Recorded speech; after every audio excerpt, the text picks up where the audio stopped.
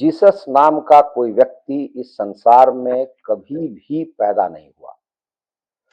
और ये मैं नहीं कह रहा हूं या कोई हिंदू नहीं कह रहा है, यह बात अनेकानेक ईसाई कह रहे हैं। और जो ईसाई पढ़े लिखे हैं, जिन्होंने बाइबल का अध्ययन किया है या अन्य और भी खोजबीन की है, उन सब का मानना है, उन सब में मतैक्य है, एक मत है कि जीसस नाम का कोई व्यक्ति पैदा नहीं हुआ। और जीसस को लेकर के जो बातें कही गई हैं बाइबल में, जो बताया जाता है कि ये जीसस ने कही हैं, 1 मिनट के लिए मान लें कि जीसस ने कही है, तो वो बातें कैसी, मतलब कितनी छिछली, कितनी बेकार की, कितनी असत्य, कितनी अर्धसत्य, कितनी उटपटांग बातें हैं, उनका उल्लेख हम बिल्कुल संक्षेप में करेंगे। और उससे पहले हम ये बताएंगे कि दुखद पहलू ये है कि हमारे देश के कुछ विद्वान, उन्होंने क्या कहा है जीसस को लेकर, जिसका एक प्रकार से दंड हमारे जैसे लोग भोग रहे हैं। इनमें 3 व्यक्तियों के नाम या महापुरुष कह लीजिए, उनके नाम मैं लूंगा। प्रथम है स्वामी विवेकानंद। ये श्रीमान कहते हैं कि इन्होंने रिवियर किया था जीसस का। रिवियर का मतलब होता है एकदम श्रद्धानत हो जाना, पूजा करना, इस टाइप से। तो Vivekananda revered Jesus as a divine incarnation, मतलब दैवीय कहिए कि अवतार मानते थे Vivekananda. An oriental prophet and a manifestation of God comparable to Buddha. Mahatma Buddha और जीसस को लेकर के जो साम्य की का षड्यंत्र एक प्रकार का बुना गया है, उसके शिकार कहिए कि विवेकानंद भी हुए। और आगे लिखते हैं कि Vivekananda emphasises his selfless love. इस पर ध्यान दीजिएगा, निस्वार्थ प्रेम। हम आगे बात करेंगे निस्वार्थ प्रेम जीसस का कैसा होता है। Spiritual power and universal message. जो मैसेज है वो सार्वभौमिक। अब यहां पर उदाहरण हम दे रहे हैं कि जीसस सचमुच जो वाणी जीसस की बताई जा रही है, वो वाणी क्या है। ल्यूक महाराज कहते हैं 14 और 26 में, 14वां अध्याय है, 26वां पैराग्राफ है। If you come to me but will not leave your family, you can't be my follower. Jesus का कहना है कि यदि तुम अपने परिवार को नहीं छोड़ते हो तो तुम मेरे अनुयायी नहीं हो सकते हो। तो प्रथम बात यह है कि परिवार नाम की किसी संस्था को जीसस नाम का जो काल्पनिक पात्र है वो अपने ग्रंथ में जूते के नीचे रौंदता है। यह परिवार विरोधी व्यक्ति है। अच्छा, आगे मैथ्यू 10:35-37, 10वां अध्याय 35-37 जो इसके वर्ष हैं या paragraph. For I have come to set a man against his father. माने एक आदमी को उसके बाप से लड़ाता हूं मैं। A daughter against her mother, एक माँ को, एक बेटी को उसकी माँ से लड़वाता हूं। And a daughter in law against her mother in law, एक बहू को सास से लड़वाता हूं। And a persons enemies will be those of his own house hold. और इस प्रकार एक व्यक्ति के जो परिवार में सब लोग हैं उसके शत्रु ही होंगे। Whoever loves father or mother more than me, अब देखिए कंपैरिजन कर रहा है, यह भगवान है। ये कह रहा है जो भी अपने माता पिता को मुझसे अधिक प्यार करता है, and whoever loves son or daughter more than me is not worthy of me। आप समझिए कि पहले कह रहा है मैं बेटे को बाप से लड़वाता हूं, बेटी को मां से लड़वाता हूं, बहू को सास से लड़वाता हूं, और इस प्रकार से एक परिवार के सारे लोग तुम्हारे शत्रु हो जाते हैं। और जो भी अपने बाप बेटे को, बेटी बेटे को या माँ बाप को अधिक प्यार करता है वो मेरे योग्य नहीं। अंत में जो ये प्यार बता रहे हैं स्वामी विवेकानंद और यूनिवर्सल मैसेज बता रहे हैं, वो सुनिए कैसा है। Matthew 10:34, don't think that I have come to bring peace to the earth. ये मत सोचना कि मैं धरती पर शांति स्थापित करने आया हूं। और इसको एम्फेसाइज इतना किया है जीसस ने कि दोबारा यही सेंटेंस कहा है, I have not come to bring peace. मैं शांति स्थापित करने के लिए नहीं आया हूं, बट सोल्ड, एक तलवार लेकर आया हूं। तो यह व्यक्ति हिंसक है। विवेकानंद जो कह रहे हैं उनकी सारी बातें यहां पे मिथ्या सिद्ध होती है। इसके बाद आइए परमहंस योगानंद। ये तो विक्षिप्तता की हद तक चले गए थे, जीसस के भक्त हो गए थे। और मेरे 2 व्याख्यान है इन पर। ये कैसी कैसी भावनात्मक बातें करते हैं जिसको मैं मानता हूं कोई विक्षिप्त हिंदू ही कर सकता है, सामान्य मस्तिष्क का व्यक्ति तो नहीं कर सकता। अंत में आ रहे हैं एक सज्जन जिनका नाम है ओशो। ये है रजनीश महाशय। ये आज के अखबार में इनके वचन छपे हैं जो मैं सुनाना चाहता हूं, छोटे से वचन। ये देखिए, ये भावना अतिरेक में या अमेरिका में रहना चाह रहे थे, अन्यथा ये रह नहीं पाते। ये क्या कहते हैं, किसी ने भी यीशु को उनके संपूर्ण स्वरूप में स्वीकार करने की इच्छा नहीं दिखाई। यह बात केवल यीशु के साथ नहीं है, बल्कि सभी गुरुओं, बुद्ध, कृष्ण, जरथुस्त्र के साथ भी है। बताइए, ये भगवान कृष्ण बुद्ध सबसे तुलना कर रहे हैं रजनीश। जब तक आप यीशु को उनके संपूर्ण स्वरूप में अपने भीतर समाहित नहीं होने देंगे, तब तक आपका रूपांतरण नहीं होगा। अरे भाई, कौन रूपांतरण करना चाहता है जीसस को अंदर लेकर के? लेकिन रजनीश चिंता कर रहे हैं। जब तक आप उन्हें उनके वास्तविक स्वरूप में स्वीकार नहीं करेंगे, तब तक आप उनसे संपर्क नहीं कर पाएंगे। तो रजनीश संभवतः संपर्क कर रहे थे वहां अमेरिका में बैठ के इनसे।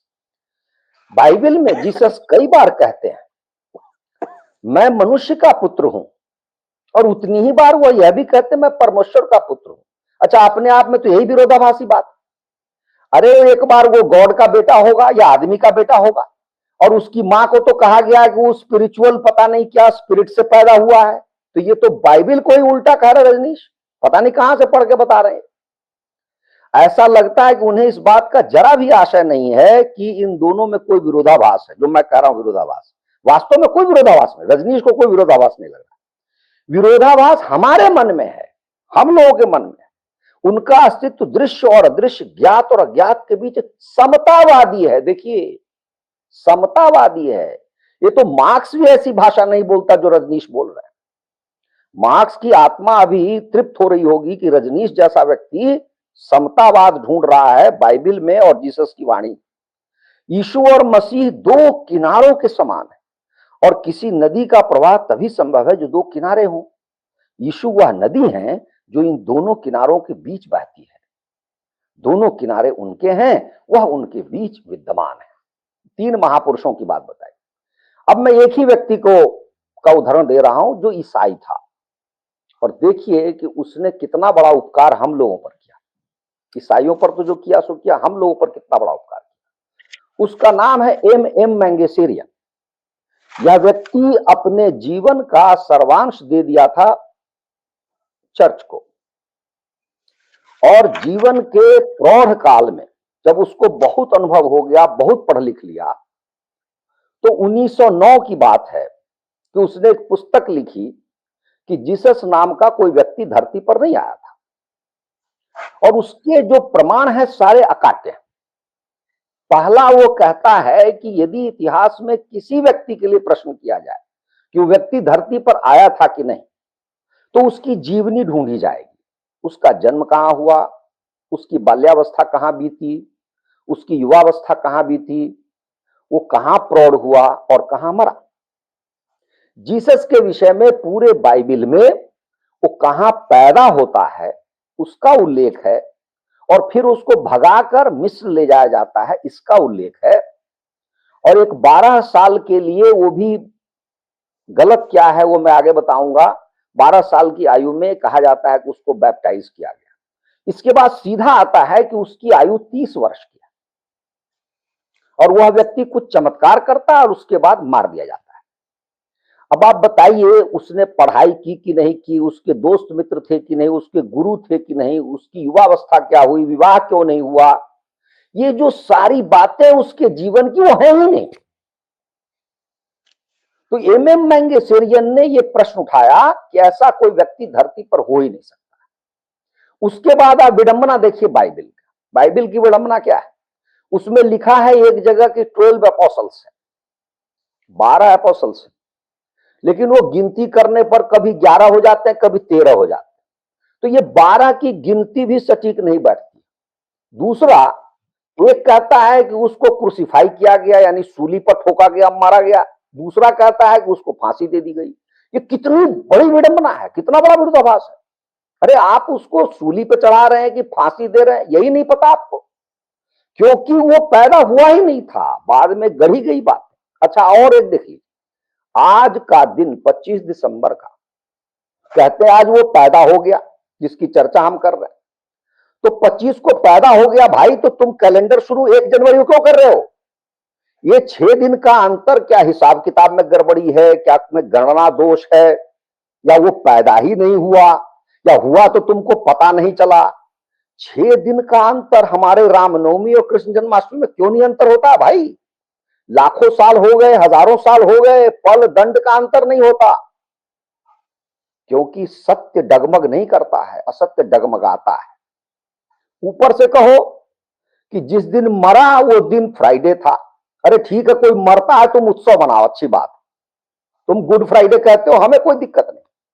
लेकिन जब गुड फ्राइडे कहते हो उस दिन शुक्रवार था, तो हर वर्ष फ्राइडे कैसे हो जाएगा भाई? तिथि स्थायी है, दिन परिवर्तनशील है। रामनवमी किसी वर्ष सोमवार को पड़ेगी, किसी वर्ष मंगल को, किसी वर्ष बुध को, किसी बार शनिवार को। और तुम इतने पागल बेवकूफ हो, गणित नाम की विद्या नहीं आती है कि तुमने फ्राइडे को जकड़ लिया है, पकड़ लिया, वो फ्राइडे को ही आता है। वो जब मरता है तो फ्राइडे को ही मरता है, हर साल 2000 साल से उसको मार रहे हो फ्राइडे। अच्छा, आज जब वो उभर जाता है, पैदा हो जाता है दोबारा, जिसका कोई प्रमाण बाइबल में नहीं है सिवाय एक पागल महिला के, जिसने कहा मैंने देखा कि वो कब्र में से निकल गया। कैसे देखा? हाड़ मांस में नहीं देखा, वो एक बादल की तरह था। अजीब पागल महिला है जो बादल की तरह के स्वरूप को मनुष्य मान रही, और उसको मान लिया तुमने। लेकिन वो भी काम होता है हर साल रविवार को।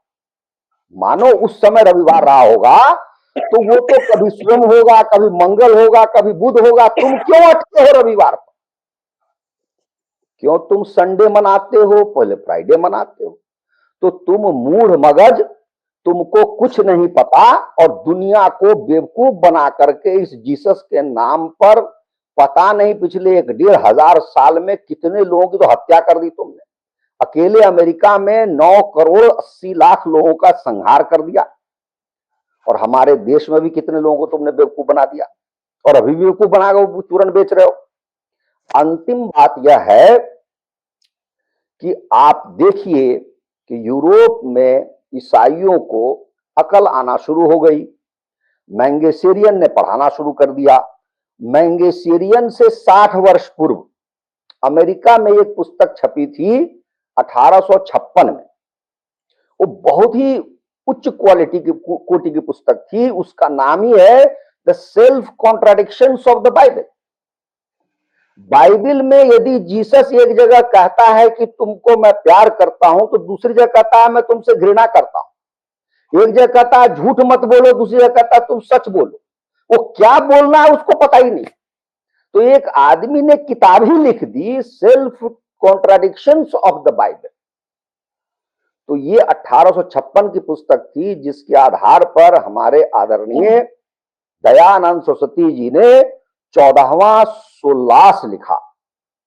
उनकी ये बहुत बड़ी महती भूमिका थी कि अमेरिका की उस पुस्तक को उन्होंने मंगवाया, उसका अनुवाद करवाया, फिर उसके आधार पर उन्होंने लिखा और बताया।